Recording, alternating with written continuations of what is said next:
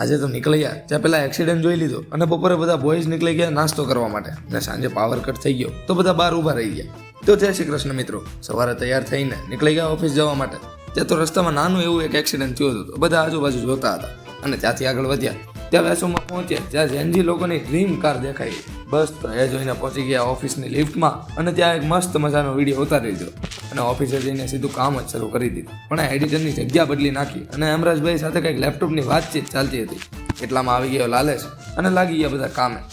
બપોરે 1 વાગે બ્રેકમાં જેઠાલાલ જોતા જોતા બપોરા કરવાનું સેટઅપ મારી લીધું હતું અને નીકળી ગયા બહાર નાસ્તો કરવા માટે ગાડી લઈને આખી બોયઝની ટીમ સાથે. પાછા આવીને બધા પાછા કામે લાગી ગયા. એટલામાં ચા પણ આવી ગઈ અને બાજુમાં મેનેજર ભાઈ બેઠા હતા અને સાથે આ એક ભાઈ પણ હતા.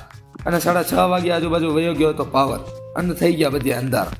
ત્યાં તો આખી ટીમ બહાર આવીને પાવરની રાહ જોતી હતી. પણ પાવર આવ્યો એટલામાં 7 પણ વાગી ગયા હતા. તો બધા નીકળી ગયા ઘરે જવા માટે અને લિફ્ટમાં પાછા બધા બોયઝની ટીમે આજે વિડીયો પણ ઉતાર્યો. આવજો. જય શ્રી કૃષ્ણ.